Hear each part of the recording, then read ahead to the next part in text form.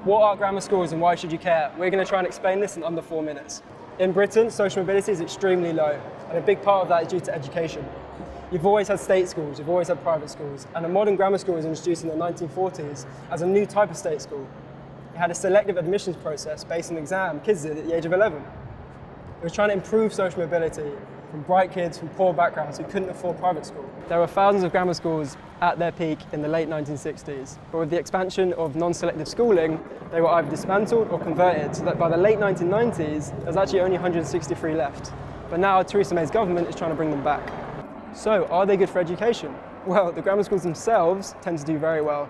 The majority of students get strong GCSEs, strong A-level results, which enables them to go to the best universities and have the best job prospects.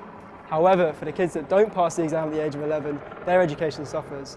They typically enter an under-resourced and understaffed school. If you compare Kent, an area with a grammar school system still in place, with the rest of the UK, as you can see, the attainment gap between the most and least deprived is more pronounced.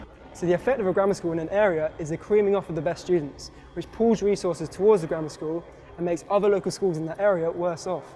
This gets to the heart of debates about education. Mixed ability classes and mixed ability schools overall maximise performance. But a concentration of high achieving students in a few schools maximises their performance at the cost of everyone else's. But at least bright disadvantaged kids in grammar schools are doing well, right? Actually, very few disadvantaged kids get into grammar schools. Why? Because parents who can afford, say, private tutoring or private primary schooling to help their kids pass the exam do so. Around 70% of all kids that pass the exam have had private tutoring. Again, if we look at Kent, areas where there are low rates of admission correlate strongly to neighbourhood deprivation.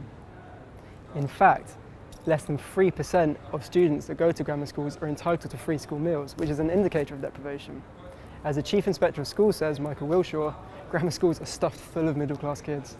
Their proponents argue that grammar schools introduce choice and freedom for parents. But in reality, this is really a choice between a grammar school or a private school for middle-class families. Proponents also back up their claims with anecdotal success stories. But there's a selection bias at play here. High achievers from grammar schools are more likely to have a media platform. Many argue that the test that they're given is a very crude mechanism for selection.